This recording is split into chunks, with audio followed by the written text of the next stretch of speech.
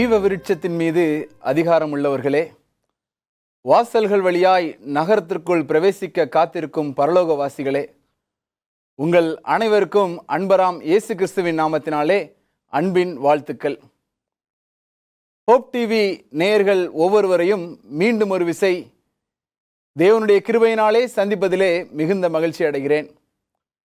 கடந்த நாட்களிலே பாவியின் பரலோக பிரயாணம் என்ற தலைப்பின் கீழாக அநேக சத்தியங்களை நாம் கற்றுக்கொள்கிறதற்கு தேவன் நமக்கு கிருபை செய்து வருகிறார். இந்த நாளிலும் கூட அந்த தலைப்பின் கீழாக 5வது ஒரு மிக முக்கியமான சத்தியத்தை இந்த நாளிலும் கூட நாம் கற்றுக்கொள்ள இருக்கிறோம். தேவனுடைய வழி நடத்துதலை வேண்டி ஒரு விசை நாம் கண்களை மூடி ஒரு சிறு ஜெபத்தை ஏறெடுப்போம். அன்பின் பரலோக தகப்பனே, உம்முடைய தயவை ஒவ்வொரு முறையும் நாங்கள் ருசி பார்க்கும் பொழுது எங்களுக்குள்ளாக இருக்கிற அந்த பூரிப்பை தேவன் நீர் அறிந்திருக்கிறீர். பரலோகத்தின் தேவனுடைய கிருபையினாலே மீண்டும் ஒரு விசை எங்களுடைய வாழ்விலே நாங்கள் அந்த பூரிப்பை பெற்றுக்கொள்ள தேவன் இந்த வேளையிலே எங்கள் மத்தியிலே நீர் இடைப்படுங்க. உம்முடைய தயவுக்காக காத்திருக்கிறோம். மேன்மையான சத்தியத்தை கற்றுக்கொண்டு எங்களுடைய பரலோக பிரயாணத்தை நாங்கள் சீர்படுத்திக் கொள்ள தேவன் நீர் எங்களுக்கு இரக்கம் செய்யுமாறு இயேசுவின் நாமத்தில் ஜெபிக்கிறோம். ஜெபம் கேளும், இரக்கம் நிறைந்த எங்கள் நல்ல பிதாவே, ஆமேன். இந்த நாளிலும் கூட 5வது சத்தியமாக நாம் கற்றுக்கொள்ள போகிற பாடம் என்ன அப்படின்னா, விசுவாசத்தின் அங்கீகரிப்பு. ஒவ்வொரு மனிதனுடைய வாழ்க்கையிலையும் விசுவாசம் என்பது நிச்சயமாக இருக்கும். சிலர் தேவன் தனக்கு இந்தந்த காரியங்களை நிச்சயமாக செய்து முடிப்பார் என்ற விசுவாசத்தோடு இருப்பார்கள்.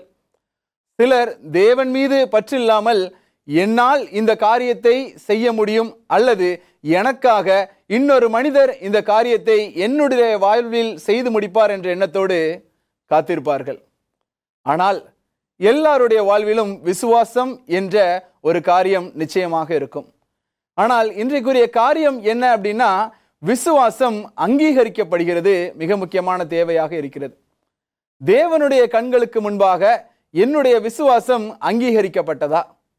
அதற்கு நாம் புரிந்து கொள்கிறதற்கு எளிமையான ஒரு காரியம் என்ன அப்படின்னா, இன்னைக்கு நம்முடைய ஊர்ல இருக்கிற ஒரு கலெக்டரோ அல்லது ஒருவேளை நம்முடைய சிஎம்ஓ நம்முடைய ஊருக்கு வராருன்னு வச்சுக்கிட்டோம்னா, நம்முடைய மனுக்கள் அநேகம் நம்முடைய கரங்களில் இருக்கலாம். என்னுடைய வீட்டில் இந்த குறைகள் இருக்குது, என்னுடைய சமூகத்தில் இந்த குறை காணப்படுகிறது, இந்த ஊர்ல இந்தந்த பிரச்சனைகள் இருக்கிறது அப்படிங்கிறத நம்ம ஒரு மனுவாக எழுதி நாம் அந்த சிஎம் இடத்துல கொண்டு ஒப்படைக்கும் பொழுது அந்த மனுவை அவருடைய கரங்கள் வாங்கும். ஆனால் அந்த கரங்கள் வாங்கினது மாத்திரமல்ல, அந்த மனு மீண்டுமாக அந்த மனுவுக்கான பதிலை பெற்றுக்கொள்ளும் போது அதனுடைய அர்த்தம் என்னவென்றால் அந்த மனு ஏற்றுக்கொள்ளப்பட்டது என்பது அர்த்தம். இன்னைக்கு நாம் கொடுக்கிற ஒரு காரியம் வாங்கி கொள்ளப்படுகிறதற்கும் ஏற்றுக்கொள்ளப்படுகிறதற்கும் நிறைய வித்தியாசம் இருக்குது. என்னுடைய தேவையானது கொடுக்கப்படும் போது அதை வாங்கி கொள்கிறவர் அதற்கான வழிமுறைகளை எனக்கு செய்ய போறதில்லை. ஆனால் என்னுடைய மனுவை ஏற்றுக்கொள்கிறவர் நிச்சயமாக அதற்கான வழிமுறைகளை செயல்படுத்த முயற்சி செய்வார். அதே போலதான் என்னுடைய விசுவாச வாழ்க்கையிலையும் நான் விசுவாசிக்கிறேன் சொல்லும்போது அந்த விசுவாசத்தை என் தேவன் இன்றைக்கு ஏற்றுக்கொண்டால் மாத்திரமே, தேவனுடைய ஏற்பு தான் அந்த விசுவாசத்திற்கு பதிலை கொடுக்கும். என்ற விசுவாசம் இருக்குது, தேவன் அதற்கு இன்னும் பதில் தரவே இல்லையே, இவ்வளவு காலமாக நான் தேவன்கிட்ட இந்த காரியத்தை குறித்து விசுவாசத்தோடு காத்திருக்கிறேனே, எனக்கு பதில் வரவே இல்லையே அப்படின்னா என்னுடைய விசுவாசம் ஏற்புடையதாக இல்லை என்று அர்த்தம்.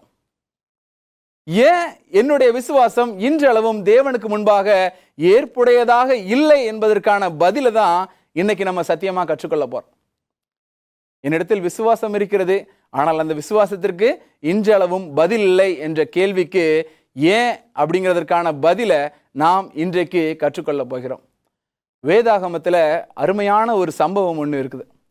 அந்த சம்பவத்தை நம்ம படிச்சு முடிச்சோம் அப்படின்னா என்னுடைய விசுவாசத்திற்கும் அந்த மனிதனுடைய விசுவாசத்திற்கும் என்ன வித்தியாசம் என்பதை நம்மால் கண் முன்பாக காண முடியும். நம்ம வேதத்தில் பார்ப்போம். மத்தேயு 9வது அதிகாரம் 2வது வசனத்தை நான் வாசிக்கிறேன். அங்கே படுக்கையில் கிடந்த ஒரு திமிர்வாதக்காரனை அவரிடத்தில் கொண்டு வந்தார்கள். இயேசு அவர்களுடைய விசுவாசத்தை கண்டு திமிர்வாதக்காரனை நோக்கி, மகனே திடன்கொள், உன் பாவங்கள் உனக்கு மன்னிக்கப்பட்டது என்றார். இங்க என்ன பார்க்கிறோம் அப்படின்னா, ஒரு திமிர்வாதக்காரனை இயேசுவினிடத்தில் கூட்டிட்டு வராங்க. இயேசு அந்த திமிர்வாதனைக்காரனை கண்டு முதல்ல என்ன சொல்றார் அப்படின்னா, உன்னுடைய பாவங்கள் உனக்கு மன்னிக்கப்பட்டது அப்படிங்கிற ஒரு வார்த்தையை சொல்றார். இந்த திமிர்வாதக்காரன் இயேசுவினிடத்தில் வந்தது நிமித்தமாக தேவன் எதற்காக அவனுடைய பாவத்தை மன்னிக்கணும்? அவனுடைய சூழ்நிலை என்ன, அவனுடைய தேவை என்ன, அவனுக்கு இன்னைக்கு எது அவசியமான ஒரு காரியமா இருக்குது அப்படிங்கறத குறித்து எந்த ஒரு காரியமும் பேசாமல் முதலாவது அவர் செய்யறது என்ன அப்படின்னா, அவனுடைய பாவத்தை மன்னிக்க கூடிய ஒரு காரியத்தை நம்மால் காண முடிகிறது. இன்னைக்கு என்னுடைய விசுவாசமானது அங்கீகரிக்கப்படுகிறதற்கு முதல் நிலையாக தேவன் என்னுடைய பாவத்தை மன்னிக்க வேண்டியது அவசியமாக இருக்கிறது. இதற்கான பாடத்தை தான் நம்ம முன்னாடி படிச்சோம். பாவத்தை அறிக்கை செய்வது மிக முக்கியமான ஒரு காரியம் சொல்லி, என்னுடைய வாழ்க்கையில நான் அப்படிப்பட்ட அறிக்கையை செய்திருந்தேனே ஆனால், என்னுடைய பாவமானது தேவனுடைய கிருபையினால் மன்னிக்கப்பட்டதே ஆனால், தேவன் அதை தொடர்ந்து செய்யக்கூடிய காரியங்கள் என்ன என்பதையும் இந்த வசனம் நமக்கு அருமையாக கற்றுத்தரும். அதற்கு பிற்பாடு அந்த வசனம் எப்படி கொடுதுன்னா, 3வது வசனம், அப்பொழுது வேதபாரர்கள் சிலர் இவன் தேவதூசணம் சொல்லுகிறான் என்று தங்கள் உள்ளத்தில் சொல்லிக் கொண்டார்கள். இயேசு அவர்கள் நினைவுகளை அறிந்து, நீங்கள் உங்கள் இருதயங்களில் பொல்லாதவைகளை சிந்திக்கிறது என்ன? உங்கள் பாவங்கள் மன்னிக்கப்பட்டது என்று சொல்வதோ, எழுந்து நடவென்று சொல்வதோ எது எளிது? பூமியிலே பாவங்களை மன்னிக்க மனுஷகுமாரனுக்கு அதிகாரம் உண்டென்பதை நீங்கள் அறிய வேண்டும் என்று சொல்லி, இங்க வேதபாரகருக்கும் கிறிஸ்துவுக்குமாக ஒரு சிறு உரையாடல் நடக்கிறத நம்மால் காண முடியும். கிறிஸ்துவானவர் மனிதனுடைய பாவத்தை மன்னித்ததை குறித்து வேதபாரகர்கள் கிறிஸ்துவினிடத்துல தர்க்கம் செய்கிறதை நம்மால் காண முடிகிறது. இந்த வேளையில கிறிஸ்து அவர்களுக்கு ஒரு பாடம் புகட்டும் வண்ணமாக அவர் என்ன செய்கிறார் அப்படின்னு பார்த்தோம்னா, அருமையான ஒரு வசனம் சொல்லுது, நீ எழுந்து உன் படுக்கையை எடுத்துக்கொண்டு உன் வீட்டுக்கு போ என்றார். பாவம் மன்னிக்கப்பட்ட அந்த திமிர்வாதக்காரனை பார்த்து என்னுடைய கிறிஸ்து சொன்ன வார்த்தை, நீ எழுந்து உன்னுடைய படுக்கையை எடுத்துக்கொண்டு உன் வீட்டுக்கு போ அப்படிங்கிற ஒரு வார்த்தையை தான் சொல்றார். அவருடைய வாஞ்சை என்ன அப்படின்னா, என்னுடைய விசுவாசம் அவருக்கு முன்பாக வைக்கப்படும் போது அந்த விசுவாசத்தின் நிமித்தம் அவர் என் மீது இரக்கம் கொண்டவராக எனக்காக எதையும் செய்து முடிக்கிறதற்கு தேவன் தயாரா இருக்கிறார். அது மாத்திரமல்ல, அடுத்த வசனம் என்ன அப்படிங்கிறத நம்ம பார்த்தோம்னா, உடனே அவன் எழுந்து தன் வீட்டுக்கு போனான். இங்க எந்த இடத்துல விசுவாசம் அங்கீகரிக்கப்பட்டது? தேவன் அந்த மனிதனை அவருக்கு முன்பாக கொண்டு வந்த உடனே அவனுடைய விசுவாசத்தை அங்கீகரிச்சாரான்னு கேட்டோம்னா நிச்சயமா இல்லை. உன்னுடைய பாவம் உனக்கு மன்னிக்கப்பட்டதுன்னு சொன்ன உடனே அவனுடைய விசுவாசம் அங்கீகரிக்கப்பட்டதா அப்படின்னு பார்த்தோம்னா நிச்சயமா இல்லை. அப்போ எப்போதான் தேவன் அந்த மனிதனுடைய விசுவாசத்தை அங்கீகரித்தார் என்றால், தேவன் அந்த மனுஷனை பார்த்து சொல்றாரு, நீ உன்னுடைய படுக்கையை எடுத்துக்கொண்டு உன் வீட்டுக்கு போன்னு சொன்ன உடனே அங்க ஒரு வார்த்தை சொல்லப்படுது, உடனே. அந்த வார்த்தை அந்த திமிர்வாதக்காரனுடைய காதுகளில் கேட்ட உடனே அந்த திமிர்வாதக்காரன் தான் சுகப்படுத்தப்பட்டேன் என்ற விசுவாசத்தோடு அதை செயல்படுத்த முயற்சித்தான். கர்த்தருடைய வாயிலிருந்து வந்த வார்த்தை அவனுடைய இருதயத்தில் விசுவாசத்தை கொடுத்தது மாத்திரம் அல்ல, அந்த விசுவாசத்தை சார்ந்த கிரியையையும் அவனுக்குள்ளாக இருந்து வெளிக்கொண்டு வந்தது. இன்னைக்கு என்னுடைய வாழ்க்கையில ஏன் என்னுடைய விசுவாசத்திற்கு இன்றளவும் பதில் கிடைக்கல அப்படின்னா, ஒருவேளை நாம அந்த திமிர்வாதனக்காரனை போல இருந்தாலும் தேவன் சொன்னதுக்கு பிற்பாடும் இப்ப நான் குணப்பட்டனாங்கிற ஒரு தீர்வு, ஒரு தீர்மானம், ஒரு நம்பிக்கை நமக்குள்ள இல்லாததுனால இன்றளவும் இன்னும் நான் குணப்படலன்னு நினைச்சுக்கிட்டே அதே இடத்துல உட்கார்ந்தே இருக்கிறோம்.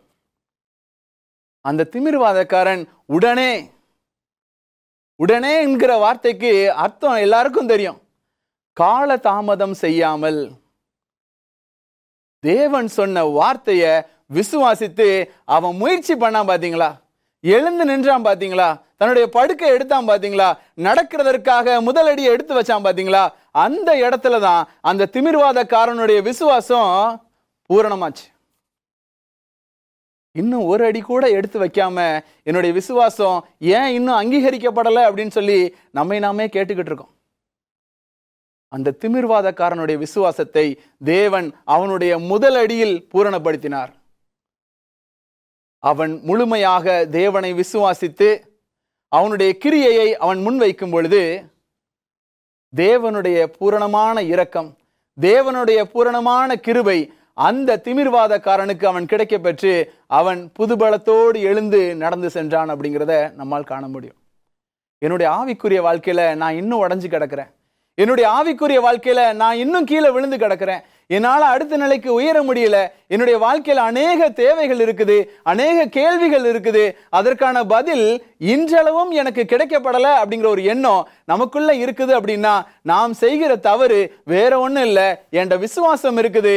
ஆனால் என்னுடைய விசுவாசத்தை நான் வெளிக்காட்டுகிறதற்கான கிரியைகள் என்னிடத்தில் துளியளவும் காணப்படவில்லை. தேவன் அப்படிப்பட்ட விசுவாசத்தோடு சார்ந்த கிரியைகளை எதிர்நோக்குகிறார். திமிர்வாதக்காரனுக்கு அன்னைக்கு கிடைச்ச அந்த ஒரு விடுதலை இன்றளவும் நமக்கு கிடைக்காம நம்ம காத்துக்கிட்டு இருக்கலாம். ஆனால் தேவன் இந்த நிமிடம் இந்த சத்தியமானது நம்மளுடைய காதுகளில் கேட்கப்படும் பொழுது அவர் சொல்ற வார்த்தை ஒன்னே ஒண்ணுதான், அந்த திமிர்வாதக்காரனுக்கு காண்பித்த இரக்கத்தை உனக்கு நான் காட்டாம இருப்பேனா?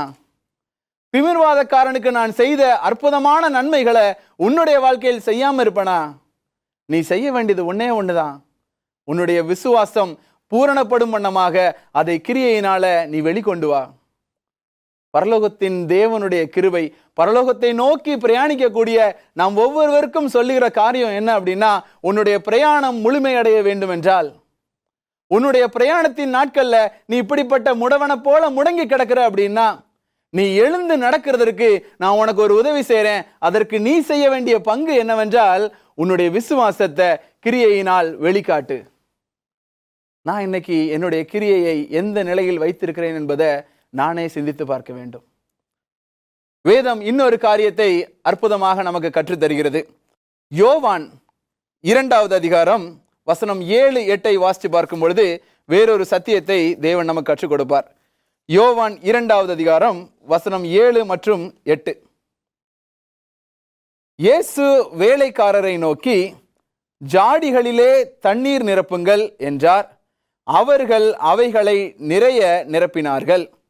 இங்க என்ன பார்க்கிறோம் அப்படின்னா, கானாவூர் கல்யாண வீட்டுல திராட்சை ரசத்தின் குறைபாடு ஏற்படுகிறது.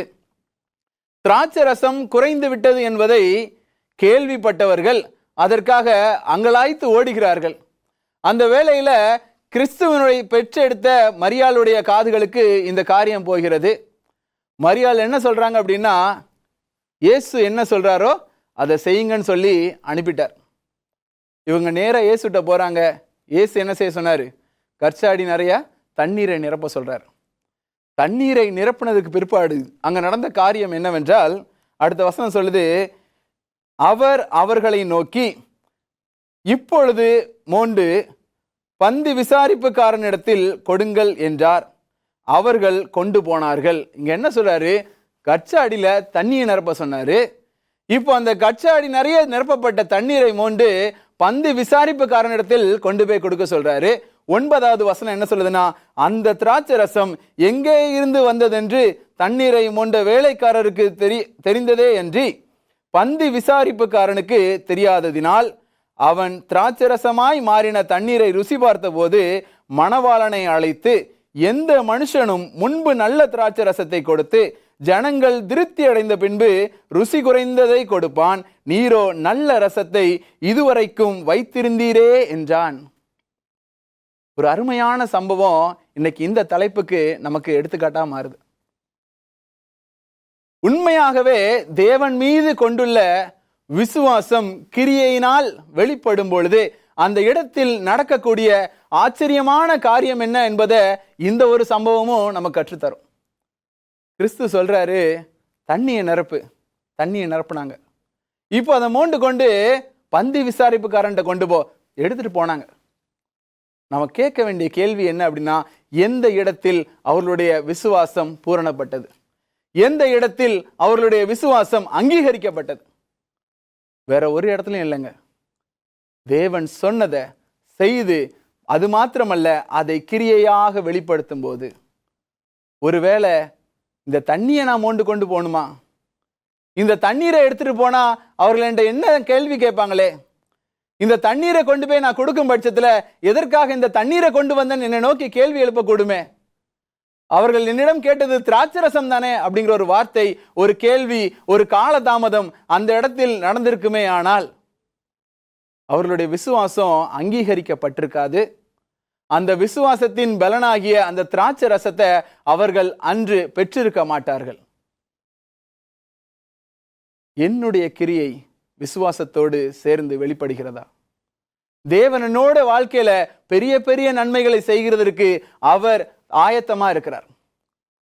ஆனால் இன்றளவும் என்னை நானே முடக்கி போட்டுக்கொண்டு என்னுடைய விசுவாசம் ஏன் இன்னும் பூரணப்படலை அப்படிங்கிற ஒரு கேள்வியோட, என்னுடைய விசுவாசம் ஏன் இன்னும் அங்கீகரிக்கப்படலை அப்படிங்கிற ஒரு கேள்வியோட என்னுடைய நாட்களை நான் கடந்து சென்று கொண்டே இருக்கிறேன்.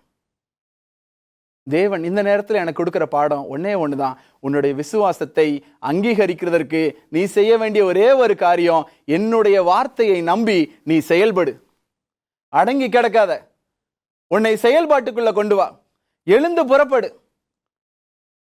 உடனே அந்த திமிர்வாதக்காரன் உடனே தன்னுடைய செயல் என்ன என்பதை அறிந்து நான் என்ன செய்யணும் அப்படிங்கிறதுல உறுதி கொண்டவனாக எழுந்து நின்று நடந்தான். உடனே இவர்களும் அந்த தண்ணீரை மோண்டு அந்த பந்தி விசாரிப்புக்காரன் கொண்டு போய் கொடுத்தாங்க. அந்த பந்தி விசாரிப்புக்காரன் சொன்ன வார்த்தைகள் என்னங்கிறத நம்ம வாசிச்சோம். நல்ல ரசத்தை பெற்றுக்கொண்டார்கள். என்னுடைய வாழ்க்கையில் அப்படிப்பட்ட நல்ல ரசம் வேணுமா? என்னுடைய வாழ்க்கையில அந்த திமிர்வாதனுக்கு கிடைத்தது போல ஒரு புது பலன் வேணுமா?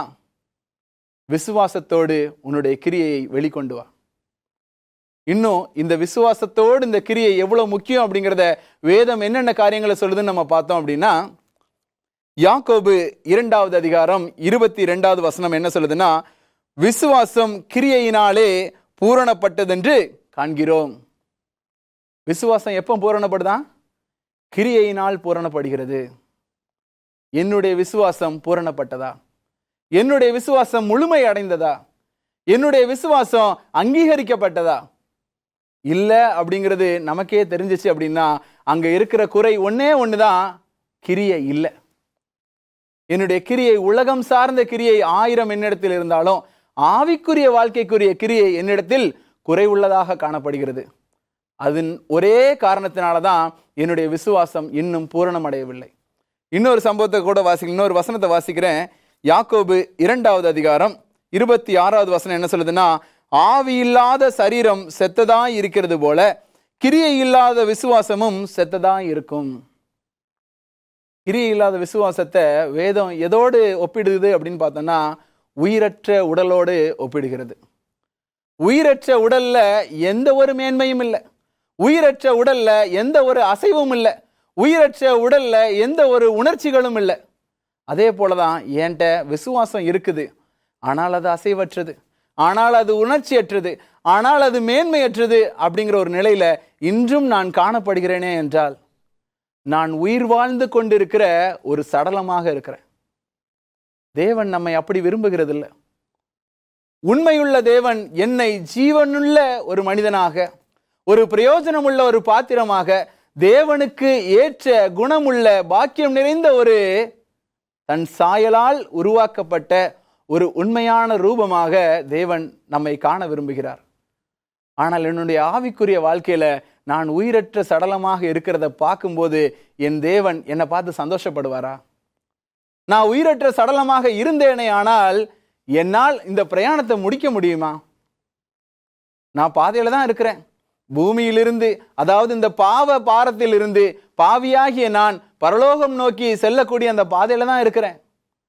ஆனால் என்கிட்ட உயிர் இல்லை, என்கிட்ட உணர்ச்சி இல்லை, என்னால் செயல்பட முடியலை அப்படின்னா என்னுடைய இலக்கை என்னால் எட்ட முடியாது. நம்முடைய இலக்கு நம்முடைய கண்களுக்கு முன்பாக தெரிந்தும் நம்மால் அந்த இலக்கை சேர முடியவில்லை என்றால் அது எவ்வளவு பெரிய வலியை கொடுக்கும் அப்படிங்கிறத நம்ம யோசிச்சு பார்க்கணும். தேவனுடைய கிருபை நமக்கு பரிபூரணமாக கிடைக்க நம்முடைய பிரயாணத்துல தேவனுடைய துணை இதுக்கு தாங்க வேணும். என்னுடைய விசுவாசத்தை அவர் அங்கீகரித்தால் போதும். என்னுடைய விசுவாசம் அவருக்கு முன்பாக அங்கீகரிக்கப்பட்டால் போதும். நான் எந்த நிலையில இருந்தாலும், என் தேவன் என்னை எழுந்து நடக்க கிருபை செய்வார். நான் உயிரற்ற உடலாக சடலமாக காணப்பட்டாலும் என்னுடைய விசுவாசத்தை நான் முழுமை செய்யும் போது, என்னுடைய விசுவாசத்தை நான் பூரணப்படுத்தும் போது ஜீவன் எனக்குள்ளாக வந்து சேரும். தேவன் மேன்மை மிகுந்த ஜீவனை எனக்குள்ளாக தந்து ஒரு புது பலனோடு, ஒரு புது ஆவியோடு, ஒரு உற்சாகத்தோடு அந்த பரமகாணானுக்குள்ளாக செல்லக்கூடிய ஒரு பாக்கியத்தை எனக்கு மாத்திரம் இல்லை, இந்த சத்தியத்தை கேட்டு இந்த சத்தியத்துக்கு தன்னை ஒப்பு கொடுக்கிற ஒவ்வொருவருக்கும் தேவன் நிச்சயமாக அப்படிப்பட்ட ஒரு பாக்கியத்தை தருவார். அந்த பாக்கியம் எனக்கு நமக்கு வேண்டாமா? அவர் பாரம் உள்ளவராக காணப்படுகிறார். ஏன் அப்படின்னா, என் கிறிஸ்துவின் மனதில் உள்ள பாரம் என்ன அப்படின்னா, என் பிள்ளைக்கு இப்படிப்பட்ட பாக்கியத்தை கொடுக்க நான் காத்திருக்கிறேன். ஆனா என் பிள்ளை அந்த பாக்கியத்தை பெற்றுக்கொள்ள காத்திருக்கலையே. என் பிள்ளைகள் அந்த பாக்கியத்தை வேண்டான்னு உதாசீனப்படுத்துறார்களே. அந்த ஒரே பாரம் தான். என் கடவுளுடைய பெரிய தேவை என்ன தெரியுமா? ஒன்னே ஒண்ணுதான். நீ என்னை விட்டு இவ்வளவு தூரமா இருக்கிறிய, அதை என்னால தாங்க முடியல, தயவு செஞ்சு என் கிட்ட வா. நீ இவ்வளவு தூரத்துல இருக்கிறது எனக்கு விருப்பம் அல்ல, நான் இருக்கிற இடத்துல என் கூட என் பக்கத்துல இருக்கணும் அப்படிங்கறதுதான் என்னுடைய விருப்பமாக இருக்கிறது. நீ தயவு செஞ்சு என் கிட்ட வா. அதுக்கு நீ செய்ய வேண்டியது ஒரு காரியம் இருக்குது. என்ன அப்படின்னா, உன்னுடைய விசுவாசத்தை பூரணப்படுத்து. உன்னுடைய கிரியையினால் உன்னுடைய விசுவாசத்தை பூரணப்படுத்து. உன்னுடைய கிரியை இல்லாத விசுவாசம் செத்து போன ஒரு விசுவாசமா இருக்குது. அந்த செத்த விசுவாசத்தை வைக்கும்போது, அதை வச்சுக்கிட்டே இருந்தேன்னா, உயிரற்ற உடலை நம்மளுடைய வாழ்க்கையில வச்சுக்கிட்டே இருந்தோம்னா அது என்ன செய்யும்? ஒரு நாள் நாற்றம் வீசும். நம்முடைய வீடுகளில் உயிரற்ற உடலை வைக்க முடியாது. ஏன்னா அதனுடைய நிலை மாறிக்கொண்டே இருக்கும். அது நாம் விரும்பத்தக்க ஒரு நறுமணத்தையோ ஒரு நல்ல ஒரு சூழ்நிலைகளையோ நமக்கு தராது. அது நம்முடைய சூழலை பாதிக்கும். நாம் விரும்பாத ஒரு தேவையில்லாத ஒரு நாற்றத்தை நம்முடைய அறைகளுக்குள்ளாக உருவாக்கும். ஆனால் உயிருள்ள ஒரு ஜீவன், உயிருள்ள ஒரு காரியம் நம்முடைய இல்லத்தில் நம்மோடு இருக்கும்போது அது நமக்கு பிரயோஜனம் உள்ளதா இருக்கும். நம்முடைய விசுவாசம் உயிருள்ளதாக இருக்கும்போது என்னுடைய ஆவிக்குரிய வாழ்க்கைக்கு அது மிகவும் பிரயோஜனம் உள்ளதாக இருக்கும். பாவியின் பரலோக பிரயாணத்திற்கு அது மிகவும் பிரயோஜனம் உள்ளதாக இருக்கும். அப்படிப்பட்ட பிரயாணம் தேவனால் ஆசீர்வதிக்கப்பட வேண்டும் என்றால், தேவனால் நடத்தப்பட வேண்டும் என்றால், நம்ம செய்ய வேண்டிய காரியம் ஒன்னே ஒண்ணுதான். நம்முடைய விசுவாசத்தை பூரணப்படுத்துவோம். ஒரு நிமிடம் கண்களை மூடி ஜெபம் செய்வோம். எங்கள் அன்பின் பரலோக தகப்பனே, எங்களுடைய விசுவாசத்தை நீர் அங்கீகரிக்க வேண்டும் என்று நாங்கள் கெஞ்சுகிறோம் ராஜா. எங்களுடைய விசுவாசம் பூரணப்படாமல் இந்நாள் மட்டும் இருந்ததே, ஆனால் இந்த நிமிடம் அதை பூரணப்படுத்த நாங்கள் எங்களுடைய உண்மையான கிரியைகளை வெளிக்கொண்டு வருகிறோம்.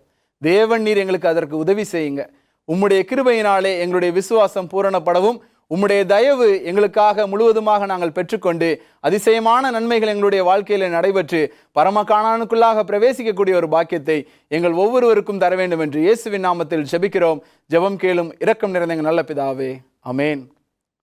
அன்பான விசுவாச பிள்ளைகளே, நம்முடைய விசுவாசத்தை பூரணப்படுத்துவோம். தேவன் நம் ஒவ்வொருவருடைய விசுவாசத்தையும் அங்கீகரிப்பாராக. அமேன்.